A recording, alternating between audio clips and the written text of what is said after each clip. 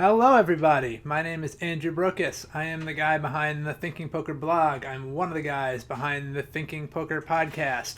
And what you are about to see is a full hour of really high quality strategy content produced by myself and Matt Berkey. Matt Berkey is a super high stakes player, plays some of the biggest no limit hold'em games that there are.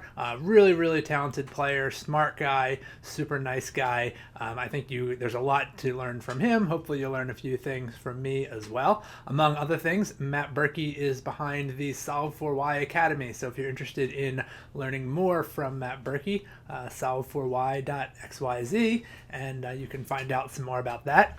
This video is produced really mostly as a thank you for people who donated to an end of the year fundraising campaign that I held for the Bay Area Urban Debate League, which is a nonprofit organization in the Bay Area that I'm affiliated with. If you were a donor to this campaign, thanks very much. I hope you enjoy the video. It's a small token of my appreciation for what you've done.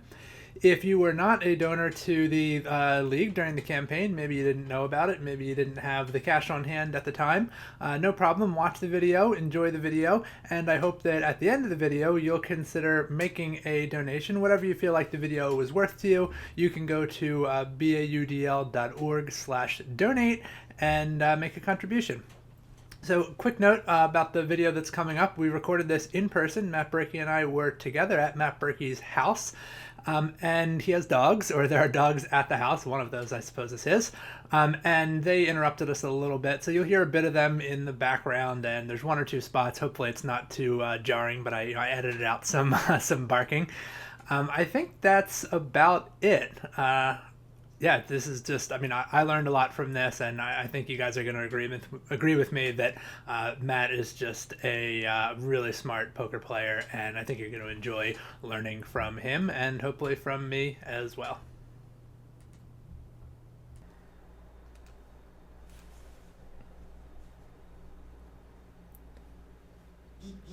I think I like calling here better than 3-betting.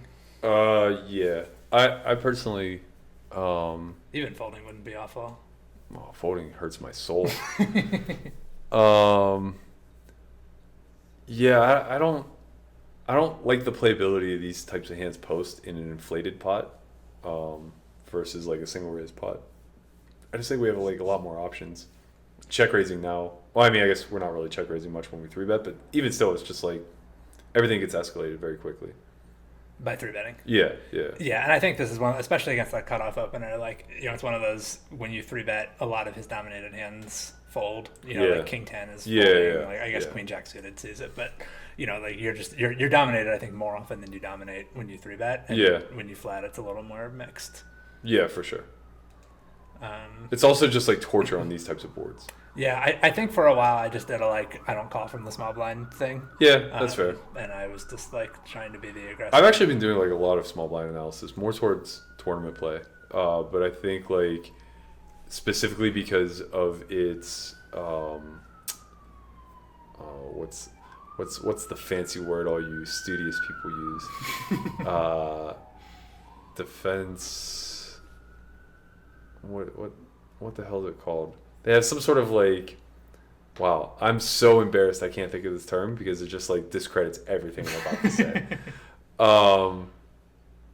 It's on the top of my tongue. I'm just so foggy.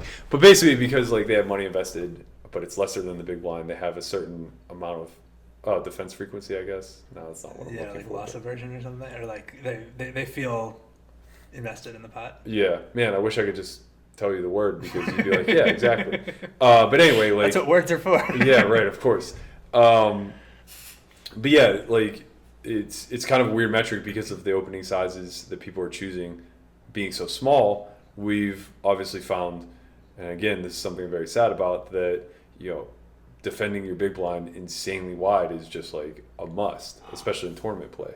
But what nobody's really looking at is what you should be doing from the small. Yeah. And I kind of saw Seaver doing it a lot in 2015 Super High Rollerball, watching the footage. He was just way over defending the small blind and just crushing by doing it. And I've been putting a lot more thought and analysis into it, and it's just especially with the ranges people are applying to that spot when you call, it really like changes the way the big blind views his defense now. Yeah. And they start like overfolding, which is just like a sick parlay because now you just have like all that extra dead money, and then the person that you're up against, like specifically like late position openers that you would otherwise be 3-betting just trying to win the pot there, they're kind of like going into fit or fold shutdown mode. And I don't know, I've just seen like some very strange reactions to it. And this may not be so relevant in a super high roller bowl, but I think a lot of people don't really like 3-betting from the big blind because it's so cheap. So they don't want to 3-bet garbage hands. Yeah. But they also, if they have like 9-8 of diamonds, they're like, oh, it's so cheap, I'll just call and see a flop. So I think a lot of people just end up not squeezing very much, which is the best way to punish the small. If a small blind is calling a lot, big blind squeezes it would really punish that. Right. Yeah. No, you're 100% true. Especially in live poker, there's just something. There's some like fancy aura, or I don't really know how to describe it perfectly, but there's just something about live poker where it's very clear to everybody in the moment that every mistake is amplified a million times because you get so few hands. Yeah. So it's like, if I just decide to one-off squeeze 9-8 suited here, this exact spot, and get punished for it, I'm going to hate myself forever. Yeah, because you're not going to see a hand that pretty for an hour. Right? Yeah. So it's like, I'm just going to do what's easy and call. Yeah. Okay, so this is a good example, I think, of somebody capping their range. So, I 3-bet, I c-bet the flop, he calls, check on the turn, and now, he's just... Yeah. Like, I probably wouldn't play queens this way, but, like, a fair number of people would. I think I can do, like, ace-king plus for value, probably even ace-jack is, like, not the most unreasonable value hand to have here. Right. And I just think, like, especially in 2014, he's just never calling here, like... Yeah, and it's so tough too because it's just like he has a lot of busted spades. They're just like simply mucking here. So we don't know how often he's actually folding ace X. Yeah. Judging by the guy who called with ace queen earlier, I think that you might have got looked up by ace deuce suited here. But again, like I just think like. But you can have like pocket nines too. Sure. I guess I don't need to bet that much to get off the nines. Yeah, but who cares? Like I think the merit of the play still holds true. And if for no other reason, because of the mistake that you can cause when you have ace king plus, right? Because it's just like you're never beaten, right? And because of that, if they just call 5% of the time, it's just like you're just making money hand over fist here. And this is the kind of spot that really inspires. Come on, man. Chill out. You're not very polite. Gatsby, off. Hey, off. Sorry. That was good. If only I had a command to preemptively quiet him. And this is the kind of spot that kind of like inspired me to start the jamming stuff in the first place. Where like, I mean, this is a spot that if we knew his range exactly, like if we just pretend my range is 100%, either air or ace king plus, and his range is 100% bluff catchers, like that's a very easily solvable spot. Like, even if we have no idea what he's going to do with those, like the optimal play is, assuming I have enough bluffs to balance, is just to jam like the right frequency of bluffs to nut hands. And I think that was like, not that I was actually working out the frequencies. I think I was just jamming like too many bluffs plus all my nuts. Right. Yeah. But people were overfolding to it, so like I think it worked out okay. Do you think there's some, I guess like some argument too, as to where a shove here is better than say 2x pot? This was the question I got when I was like, because I was bragging about these hands on like Twitter and stuff, and people were always like, "Well, couldn't you just bet like 1.5x pot?" And I'm like, "But that's fun." Like, right. Well, so here's my argument, and it's not a strong one, and it's not one that I would even consider. But I have a specific hand in my mind that has tortured me. People do stupid shit. People click, right? If you bet 1.5x pot and he just has ace deuce and decides to stuff it in your face because he thinks you're trying to get him off a chop, that sucks so bad if he would have otherwise folded to a shove, right? Like if he sees it as I have ace deuce and can never call, but I could shove, right? Facing 1.5x. Yeah. Or even if you bet like 2x and leave like literally nothing behind, but they just miraculously find a shove through with nines that they otherwise would have just folded to the all in. Like basically just like the small mistakes that it doesn't matter here when you have king jack, but say like you are trying to bluff him off a chop here and you have ace deuce yourself. Like betting 1.5x pot and then folding to a shove might be the worst play humanly possible, I think. Yeah. Yeah. And it's like just opening yourself up to that is just like such a nightmare. Yeah, and that was an interesting thing I got to when I started playing, because Poker Snowy was out before like GTO Range Builder, PO Solver, or whatever. Like that was the first like mass market. Yeah. GTO, and one of the interesting things with Poker Snowy is it has 3 bet sizes that it can use. So it's half pot, full pot, or 2x pot. Man, and the Snowy main hates situations. I'd never get an A. The main situations where it uses 2x pot is when betting less than that would leave like less, like would essentially set it up to getting shoved on. Right. It's like rather than betting like full pot and leaving less than full pot behind, you're better off betting 2x and taking away the strategic option from your opponent. Of letting him I really like that. Yeah. I had a weird hand in the 5 Diamond WPT against Taylor Vaughn. I can't pronounce the rest of it. Where he squeezed pre in a spot where like it had to be apparent to everybody that he was light, but it was certainly apparent to me. And we were really deep.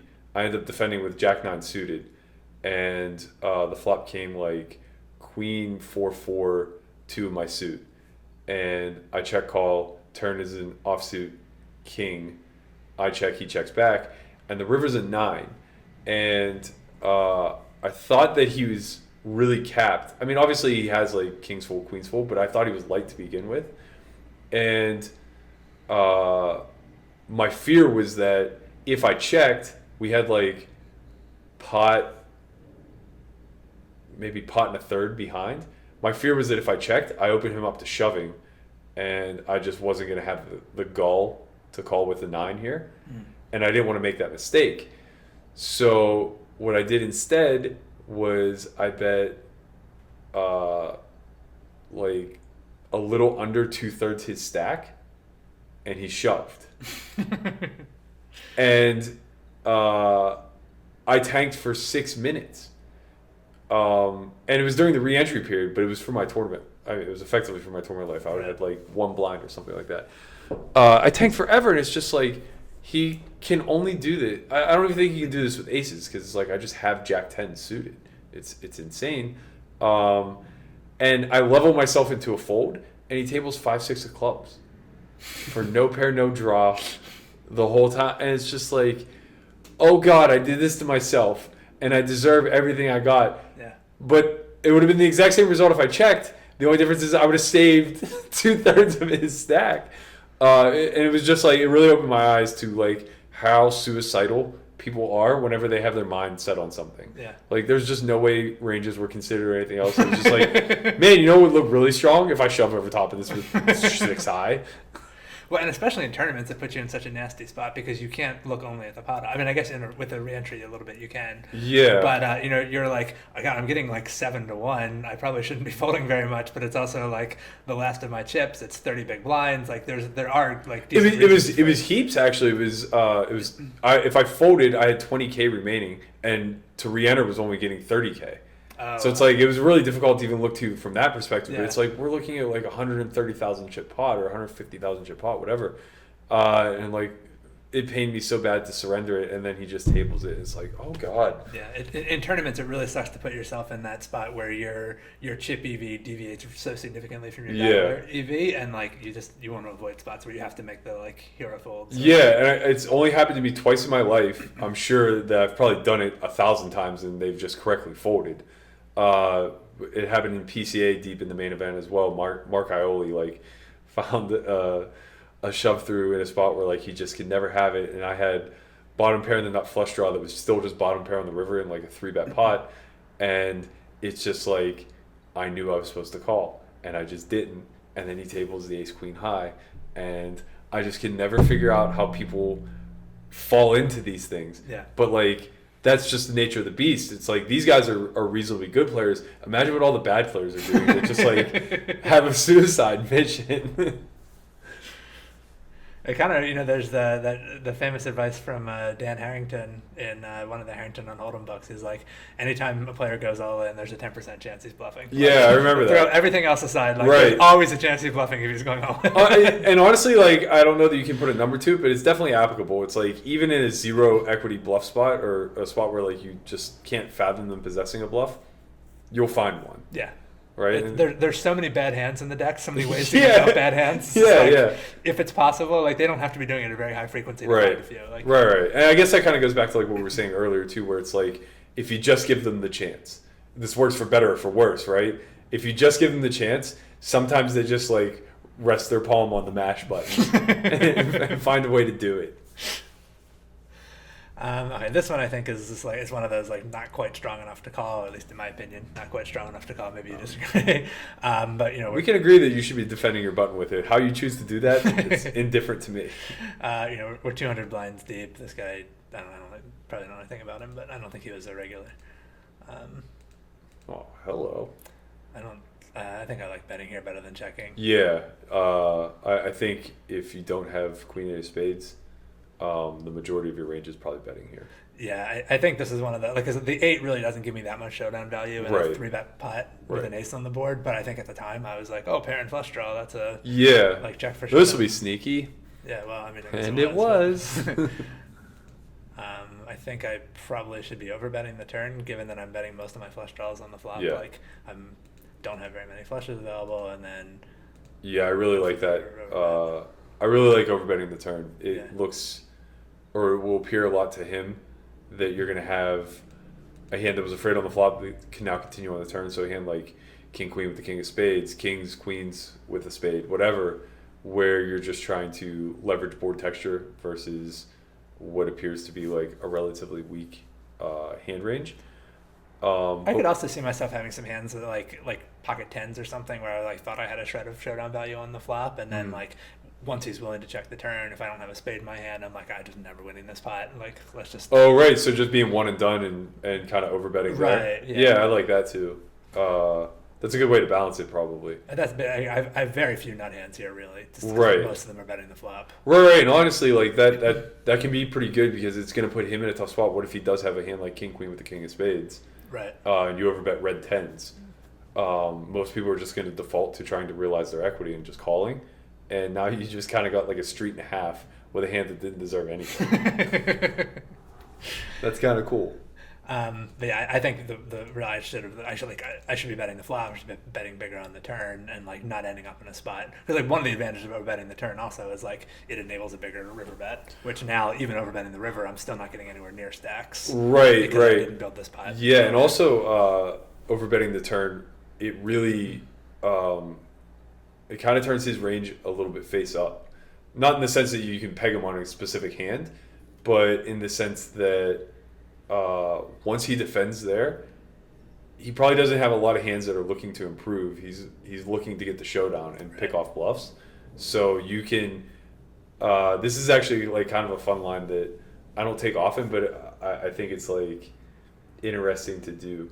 Where I'll overbet bomb turn in a scenario where it looks like I'm trying to protect a hand range, and then and usually this will be like out of position.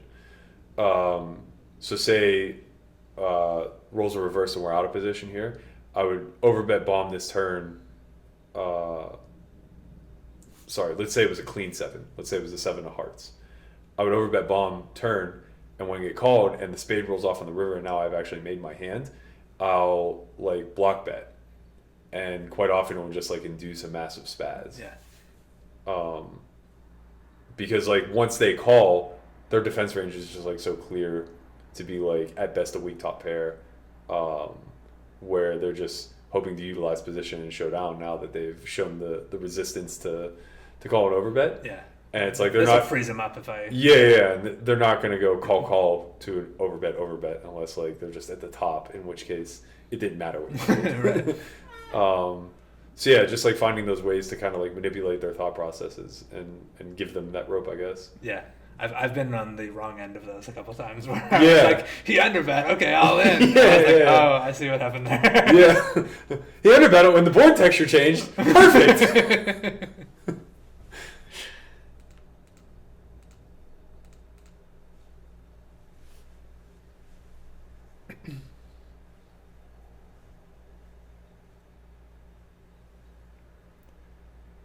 I'm not really sure what's happening here.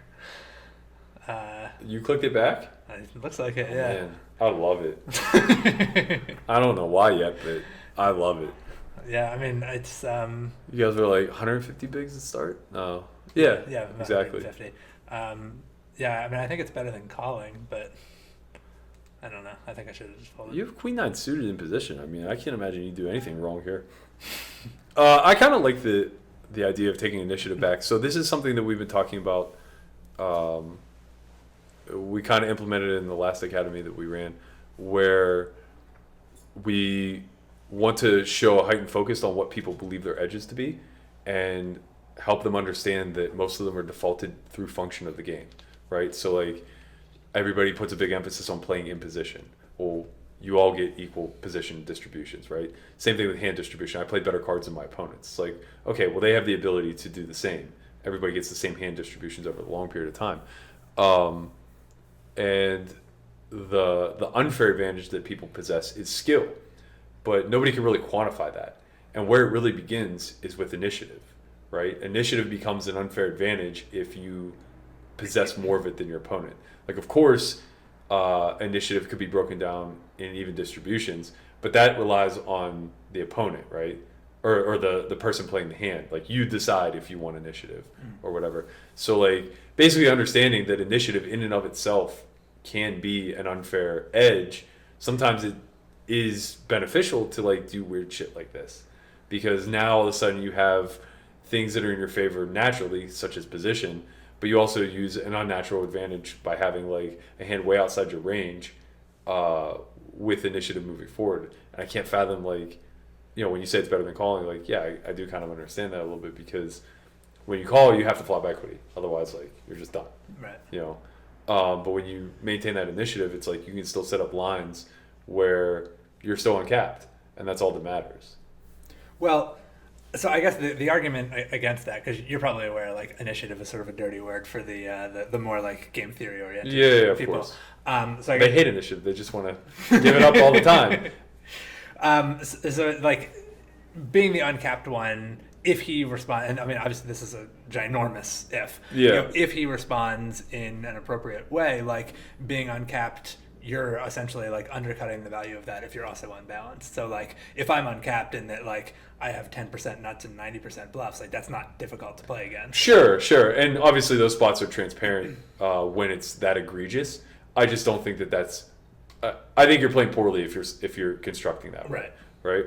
And, like, when you say it's a big if, well, yeah, of course, because now the onus lies on him to have a value-heavy defense strategy. And it's just really difficult for people to do, right? Like, it depends on personality types, of course, but, like, there's a subset of people who are in there, like, really wanting to battle, and another subset that are just, like, only looking to play fit or fold. Right. And I think in both instances, maintaining initiative, like, really takes a lot of their advantages away.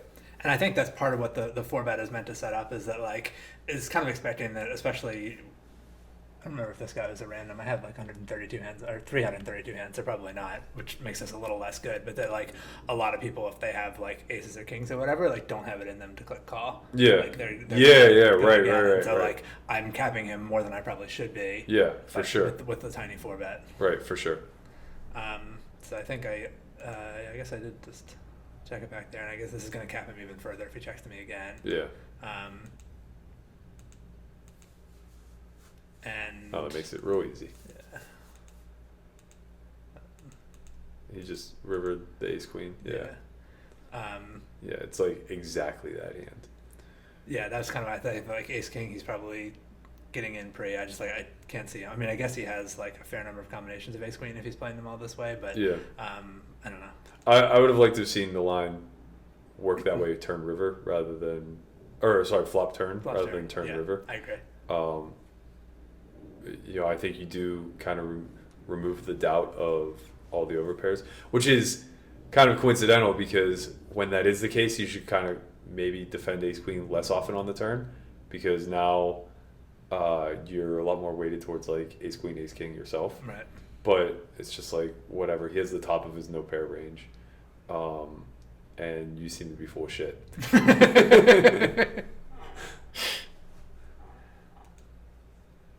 in deep stack live games, like that's probably one of my favorite lines ever, is to like work a 4-bet into position, or even if you just like 3-bet somebody in position and get a board texture like that where it's like 7-4-4 rainbow, something like that, where you just know they're always going to check to you 3 times, and you just go like pot, overbet, shove. Yeah. And it's just like the amount of times that it goes call, fold is just so enticing, because it's like not only are they in this situation where it's like they just never have it in them to call light, but they just also like never really have the top enough to call it all off. But they want so desperately to defend and to stop you from doing this, like to just shut this down, that they call 2 very sizable bets, only to then fold for like a massive amount of river. It's like people don't like appreciate the beauty of this. It's like we may have just won a 3 or 400 big blind pot where a guy was never ever showing down his hand. I have a feeling the conversation is going to cost me a lot of money when I go play poker tonight. Yeah, for sure, 100%. Yeah, when you start mixing up with these guys, are just gonna be like, I have 6s, I call. Okay, so he 3-bet to. I made it 4. He makes it 10 pre-flop. I call half pot. It seems like a pretty reasonable floating. Oh yeah, we're in there. Binking on the turn. And I was just about to comment before you raised. This is like so interesting to me because I think so many people float without a plan and don't understand necessarily what they're going to do when they peel their gin. And the 4 of clubs isn't necessarily the card we're looking for, but it's there, right? It's a big portion.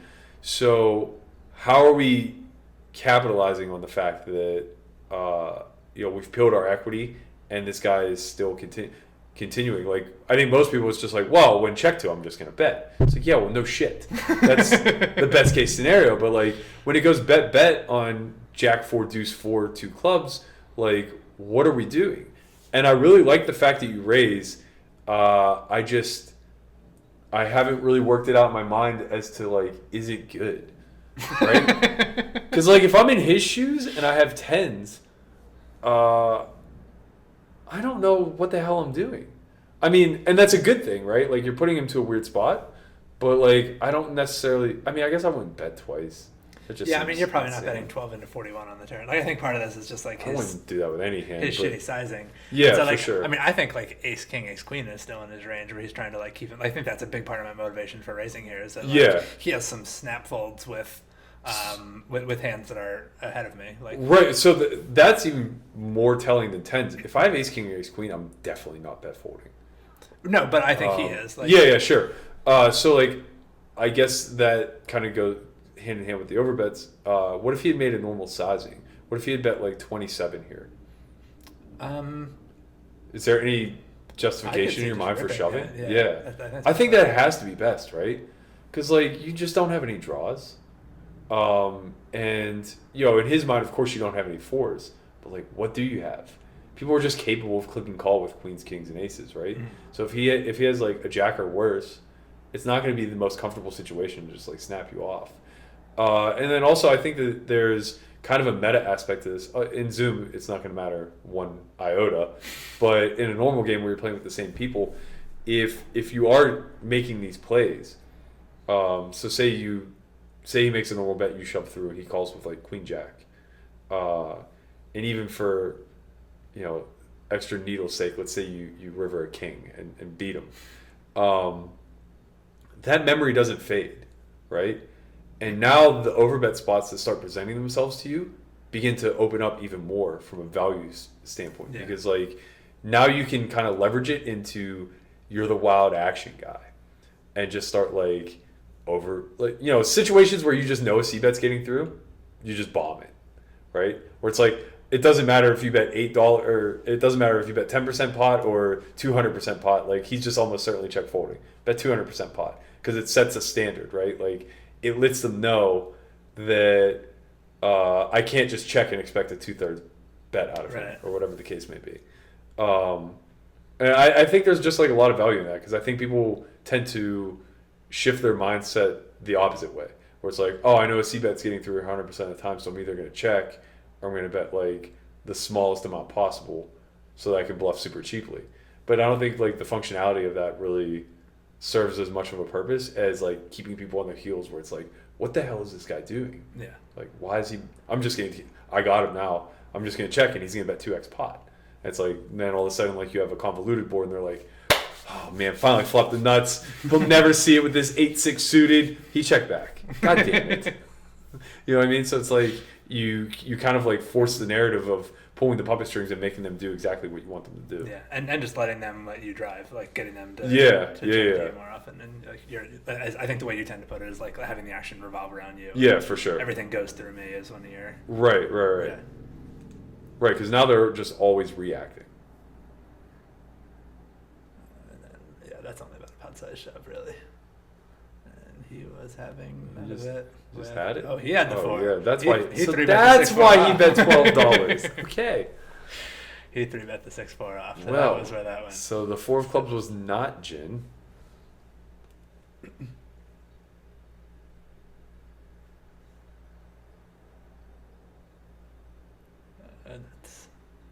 That only looks like an overbet because I jammed. Yeah. That's not too fascinating.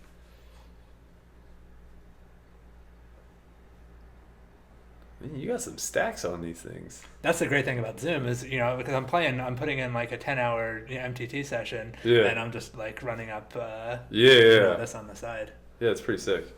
But you get other people doing the same thing. Like people don't quit. Right. They don't rat hole Zoom the same way they'll rat hole like a 6-max. Yeah, right. There's no advantage to it. You can get into these spots where you're like 400 big blinds deep That's each, fun. which is that's the thing. It's a blast. Like you get a few other people with like 1,200-hour stacks in a 1-2 game, and suddenly you're winning like 2-5 pots. Yeah, of course. So what was this? I make it 15. He 4-bets to 37. The balls on him to c-bet this board. Yeah, my range advantage. Yeah. And I think I decided raising is better, mostly because of Ace King. But I mean, even his pocket I think pairs are every facing time a decision here. Yeah, I think every time you turn any amount of equity, it's just a layup shove. Yeah. Again, for what we just said, like you just have massive range advantage on this board. Yeah. His play sucks so bad.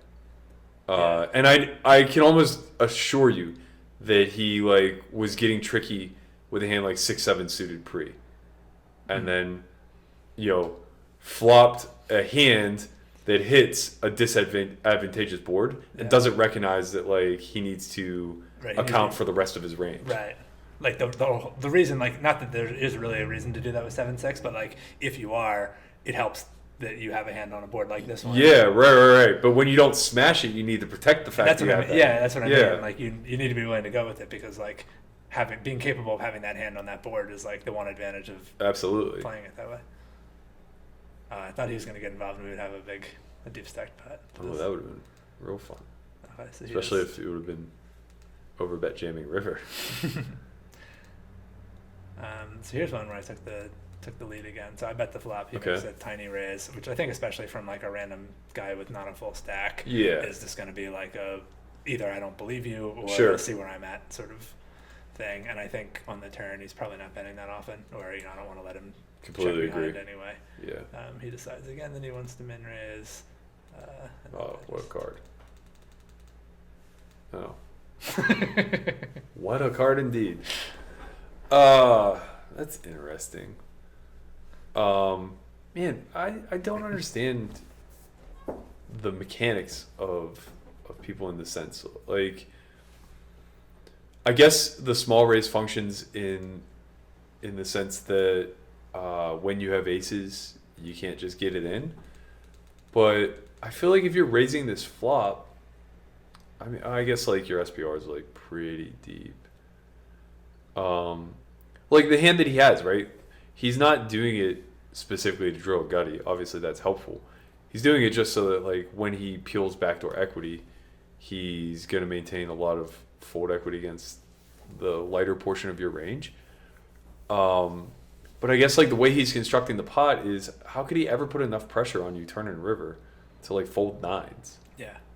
And the board texture is just so dry. It's like when you're raising, his hand just like is almost like face up is 4-5.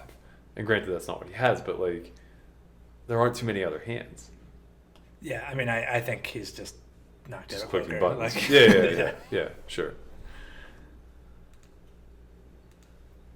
Yeah, I guess I didn't want to be so dismissive because I do think that the merit of the flop raise is like a little bit, I don't want to say high level, but it's thoughtful, right?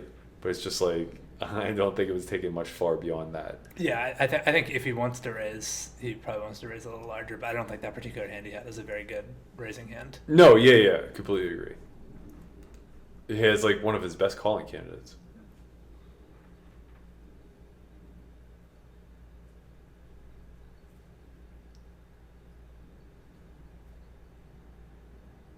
And then this is just like, I don't have very many twos in my range. Yeah, And, for sure. I mean, I guess I don't really have a lot of bluffs either because after check calling twice, like it's kind of hard for me to. Yeah, I feel like I check shove these turns, incorrectly. Like you would have check shove turn, you're saying? Yeah, and I think it's probably bad. Yeah, I don't think he's bet folding too many better hands. Right. Or bet calling worse. Yeah, I guess like I just think that I mean, it's probably certainly never bet calling worse, but I guess like I think people just like don't construct their two barrels very well and kind of just fall into them. So when they have hands like, you know, the ace eight suited that they opened, they don't think they really need to be concerned with the big blind flat, so they're not going to like check back to pot control here. And they just default to betting, and when they get shoved on, it becomes one of those like, oh, I don't know what to do. And kind of the same thing with king queen, where it's like, well, this is an advantageous flop, so I'm going to c bet. And then the king comes on the turn. That I guess I disagree with. They probably check back the king a lot. Now, ace eight's an interesting one though. I didn't really consider that. And on this board, like, there's a lot of boards where we'd be chopping with ace eight, but this isn't one of them. Right. Yeah, that's fair. Yeah, like pretty much like ace 10 and less. Where ace 10, I'm sure he probably bet calls some portion of the time. But since I do think that I probably check shoved this turn incorrectly, just given your amount of equity, even though he's capable of having ace king here, how do you feel about a lead? That's interesting, yeah, and like stop him from checking back with like the king queen kind of hands.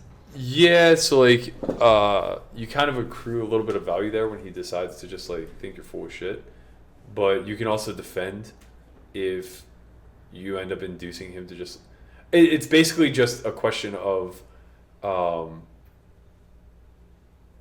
people spastic enough to make it worthwhile? Right. Right, because we have a hand to defend against somebody spazzing. Right. So it's like in order to induce a float or bluff raise. Yeah. Right. Yeah, I guess it's just not like I don't feel like this is the texture I would be. Like it's a texture where he has a pretty significant advantage as none of the guns. Yeah, for sure, 100%. So it's like not one where I'm really looking to be doing a lot of aggression. Yeah. That's fair. And like, I mean, I guess so. And this may be just like a difference of our player pools to some extent, but a thing I'm fond of saying is that like people prefer cheap and easy bluffs to like complicated for bluffs. Sure. So like you're way more like, I mean, obviously it's a smaller bluff also, but like it's way easier for people to just go like, because this is a fine hand to like call 3 with. Yeah. But like it's way easier for people to just like bet than it is for them to, you know, like check raise bluff rivers or like jam over a turn. So like if you have like ace 3, ace 5, 5 3, you're pretty much just taking a check call line. Yeah, I think so. Yeah, that's fair. That hurts my heart.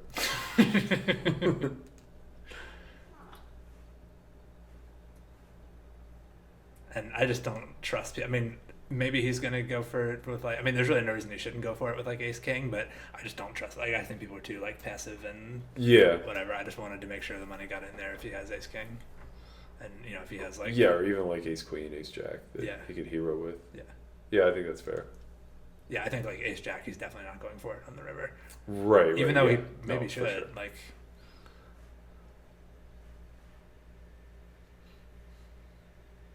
No set, huh? Yet. I think I decided. Oh, there it is. There it is. So I actually think this is a pretty good spot to be barreling the turn. Like For sure. This favors me so heavily. Yeah. Like he's not check calling.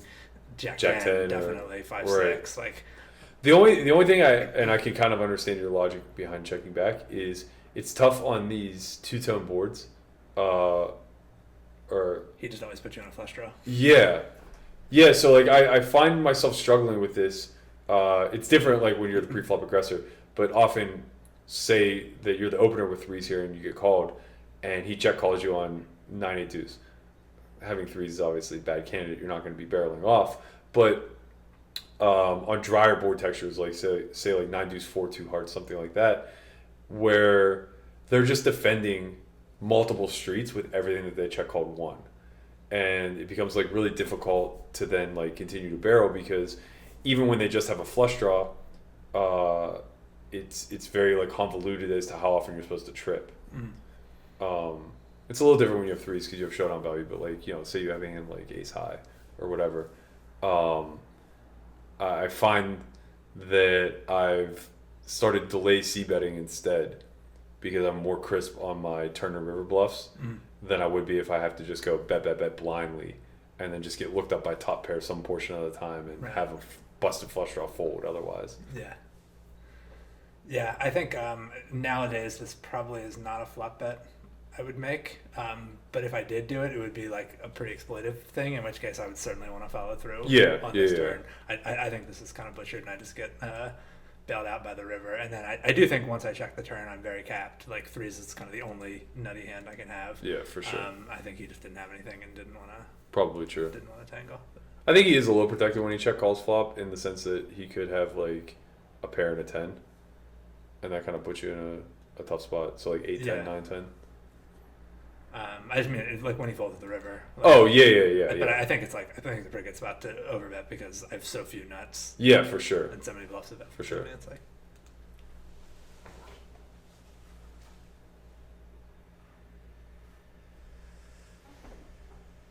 All right, here's one where I dunked.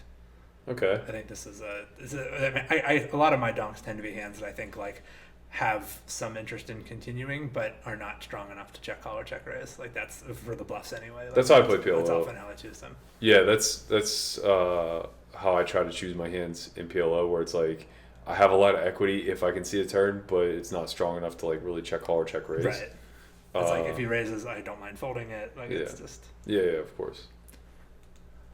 And I don't even really mind if he floats because there's a fair number of turn cards that I'm happy enough to barrel, and I think like he still has ace king ace queen in his calling range, right? And like so like I mean, aces kings queens are bad cards for me, but I know that. Right. I mean this exact one, I guess I'm sort of compelled to bet again, but if it weren't a spade, I did check. Maybe I guess I'm just gonna check shove here. Okay, well when he checks back, and then I river the nuts. Yeah. I think the turn check's good with his stack sizing, because I think when he does turn a king, like he's not necessarily just going to bet, and that kind of like allows you to realize your equity pretty cheaply. The pot's still small enough where it's like you don't necessarily have to feel inclined to bluff river with 9 high. You can just kind of shut it down. Yeah. Or you can make an 8. Yeah, I mean, I do think the king is pretty favorable. Like, I don't know how often he's really folding the turn, and getting jammed on sucks. Like, if I bet like 12 and he chips, I have to fold a lot of equity. That's why I think it's tough to bet, because I think when you do bet, you kind of have to commit to like betting and then shoving river. Yeah. So I mean, I guess it's just like it's kind of a bad spot if he bets, but only if he bets big, really. You know? Right. If he bets like I can check raise or check call. Yeah. Right. I agree. And then okay, once again, like he's capped, I overbet, and he Sure. decided to fold.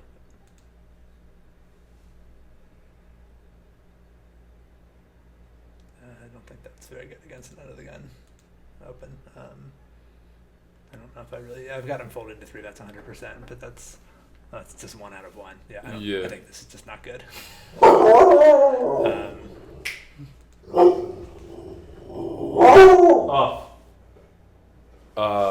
Yeah, I think if you guys were both $800 deep, this would be a fine I agree. If we're very deep, then I'm kind of 3-betting the value of my position, but that's not happening here. Right. And then I get 4-bet, and I'm getting 3-1, and I decide I should be calling with king 10 of spades.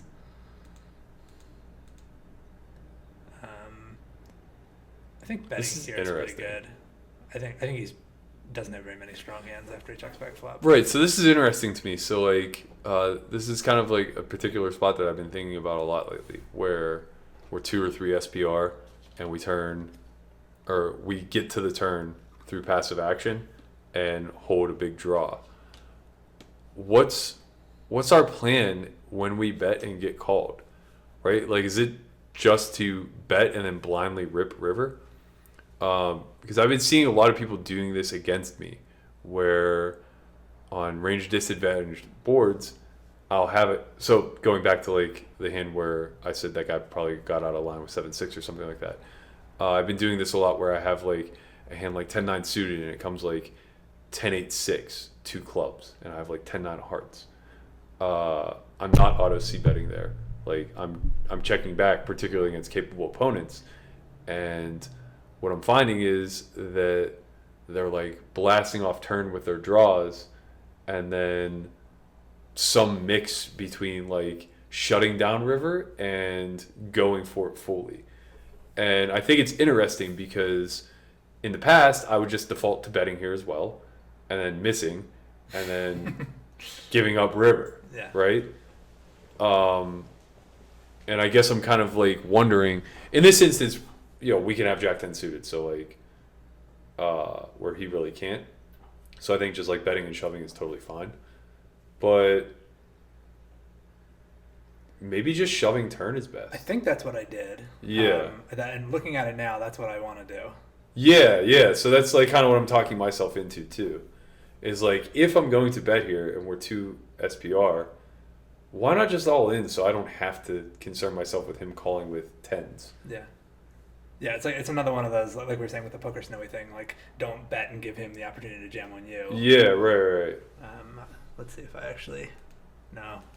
So you're just gonna do it on the river. Yeah, and then I just decided he's capped, and I'll jam 2x5. I think that's good too, though. Being able to recognize like he's fucked. Yeah, the problem with that is just it relies on him letting me get here. Like, yeah. If he bets the turn, especially with how much equity you have. Yeah. If he allows me this, I think it's a good shove. I just think on the turn I can do the same thing. Yeah. Maintain my equity and not take the risk of him betting. Right. Yeah, that's true. So I think Big Luck 21 is I can't put a name to the screen name, but it sounds familiar. I think it might be someone who plays bigger now. That's fair. Not that that's necessarily relevant, but.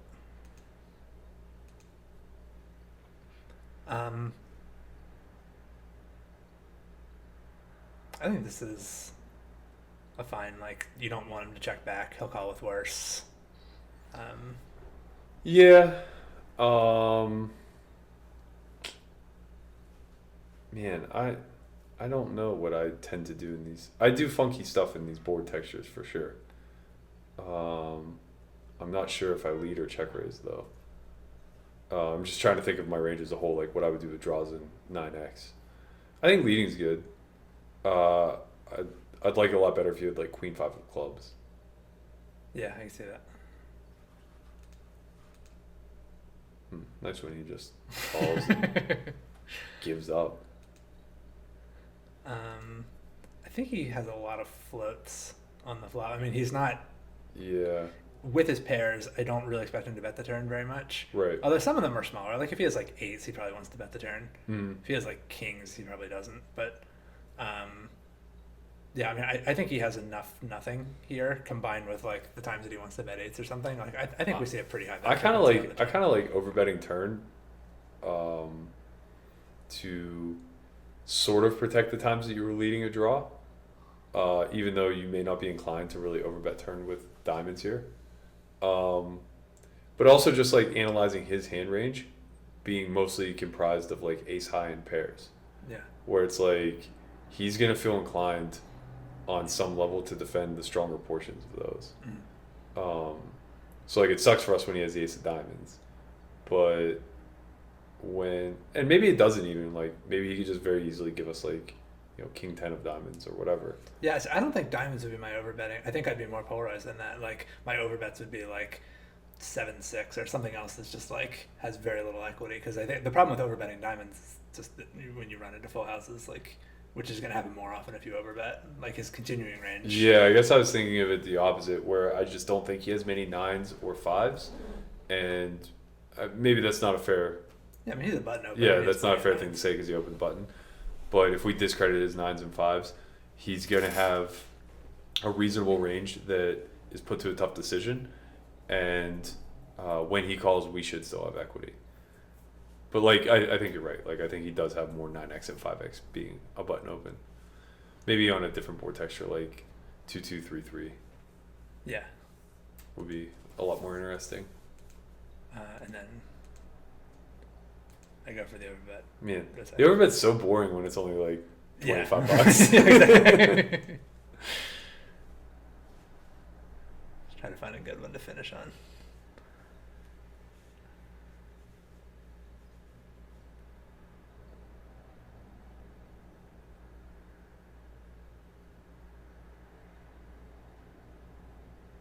Oh, he just looks you up with an ace.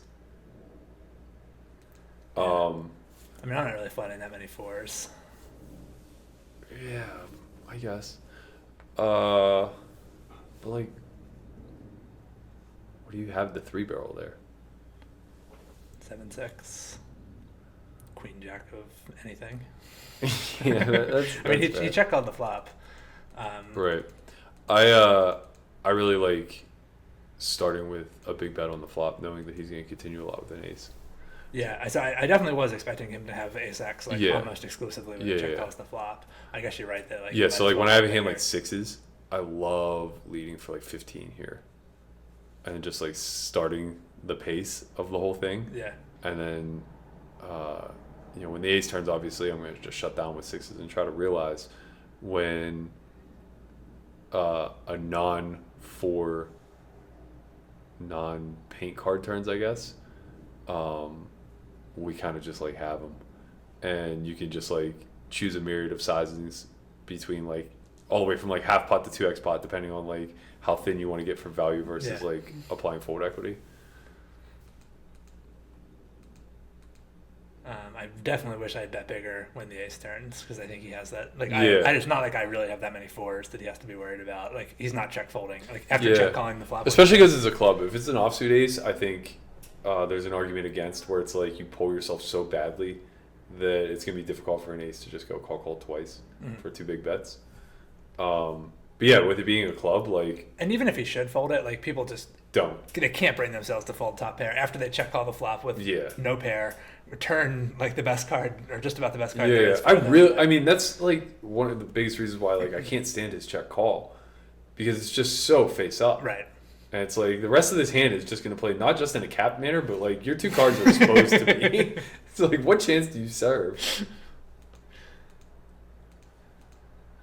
Yes, and again, it's just like I have the nuts and I'm not getting stacks in. Right. And that is, I mean, it's not a guarantee that something went wrong, but that's often what I tell people, students, like where to look for problems. Right. If you've got the nuts and you're not getting anywhere near stacks in, like you need to reconsider. Like, it's not so you can never slip away the nuts, but like at some point you need to be putting money in the pot. And, of course, yeah. Just being like really aware of what his continuation range is on the flop, especially because like, it's not a disadvantageous flop for him, but sometimes people misread it that way because it is like still technically 3 connectors, and they may just check like kings or queens or whatever, and it's like when that's the case, we're gonna play a big pot.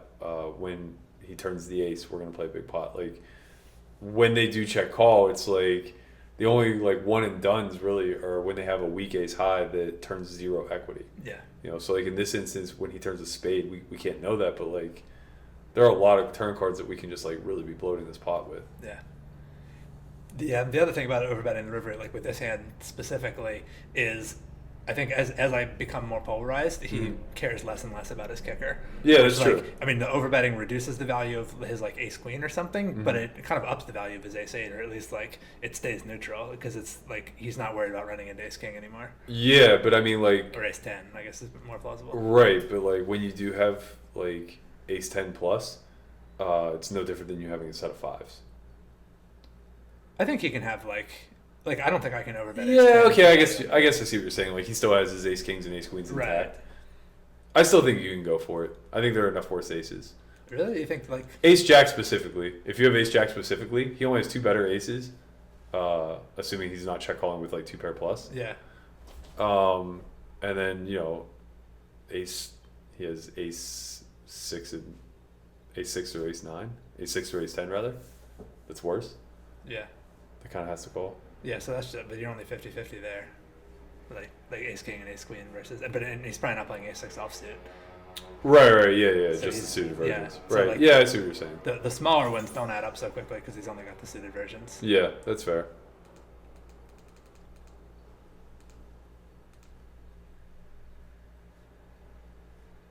Who runs better with threes than you? Oh, yeah. Yeah, let's get it all in. Yeah, there's no excuse for not getting it all in here. And this is barely even an overbet. That's pretty uninteresting. Unless I lose. These guys are just full of piss and vinegar.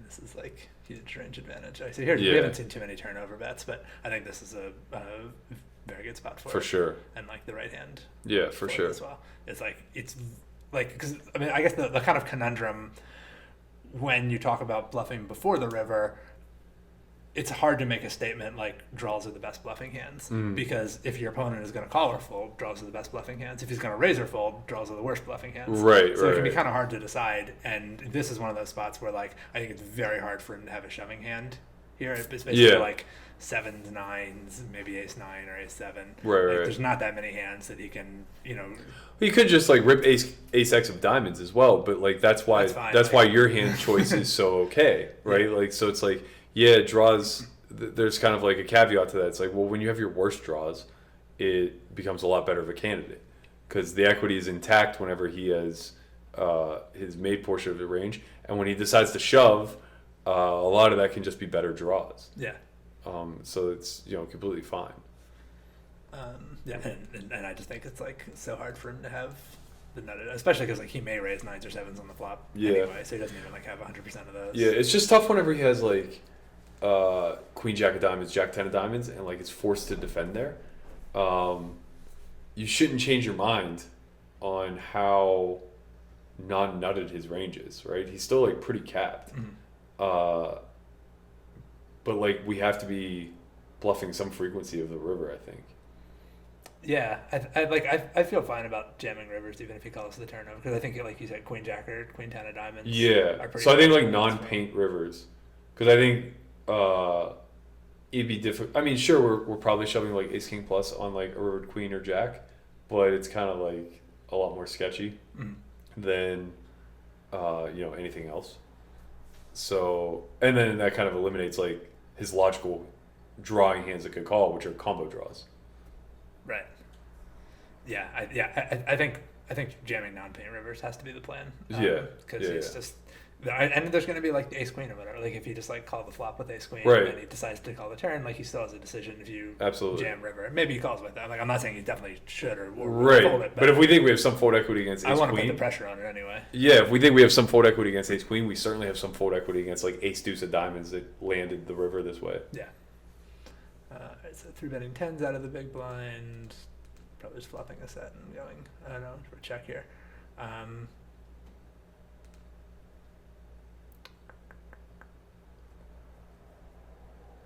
I wouldn't have hated an overbet shove of the turn.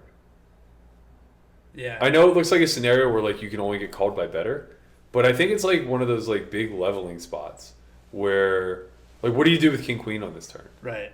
Yeah, I think I really want to rip it. Yeah, for sure. And that's exactly what he has to perceive too. Yeah. Right? Like what 9 do you possibly have 3-betting me from the small or from the big rather? Yeah. No, that's a good point. It's just one of these like once the pot is this big, you can't get nitty about putting money in. Yeah. Oh, that hurts so bad. Yeah. Well, I mean, I still think you're gonna win the pot. No. Oh, Christ. Oh no, the turn shove would have worked for sure. No way he's folding that hand. Yeah, I mean, I think the river, like there's not a lot of queens you can have here.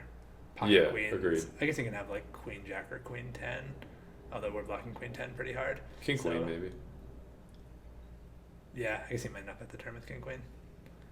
But again, he should be thinking the same way, like be considering shoving a lot of these things. Yeah. I guess people would never imagine that they would shove a 9 in the spot. On the turn? Yeah. Yeah.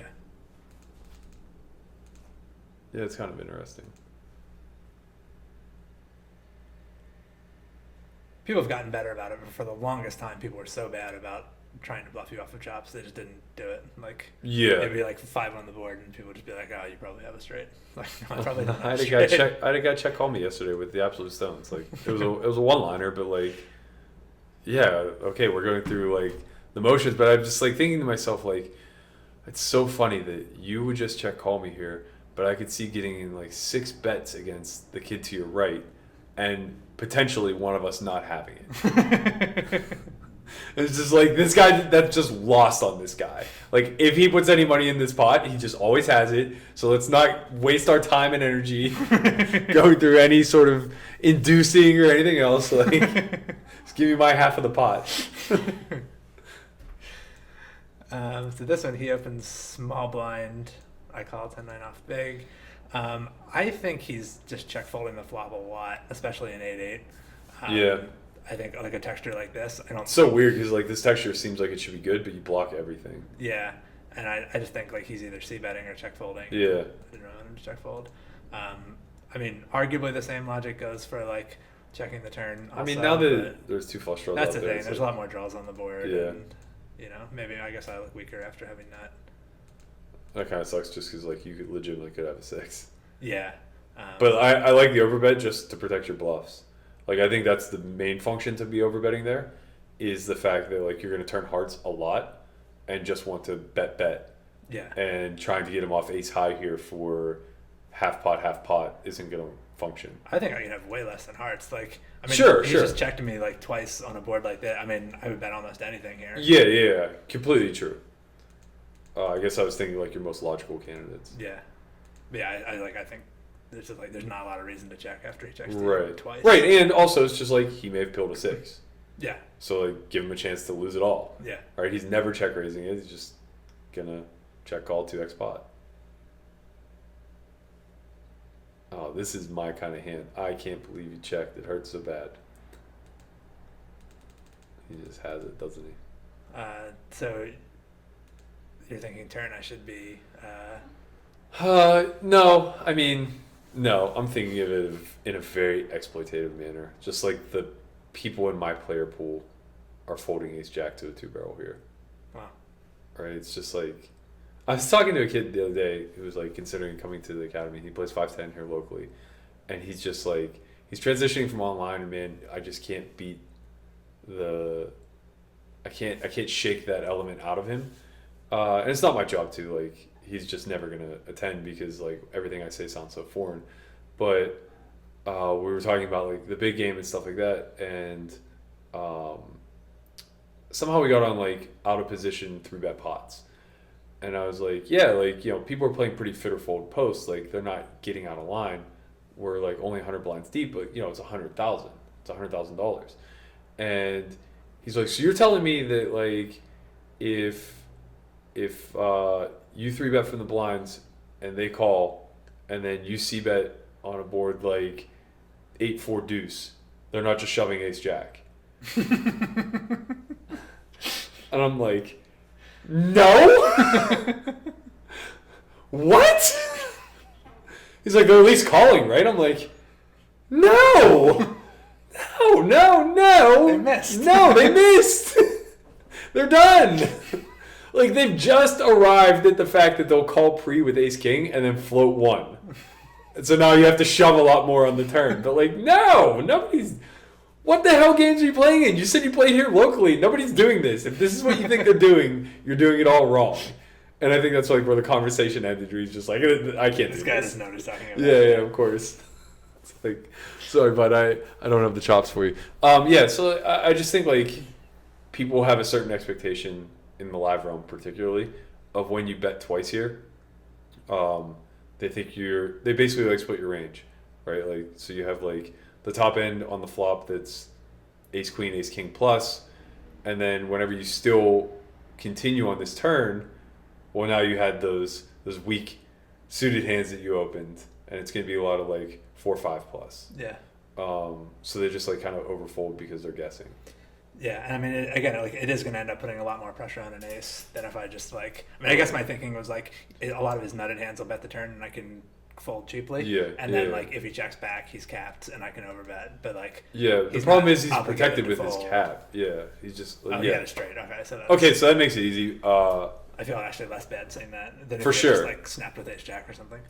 Yeah, so I guess that's my question, right? It's like, what if he doesn't improve with the ace deuce? What if he doesn't improve with the ace jack? Whatever. Is he calling even close to the appropriate amount of time?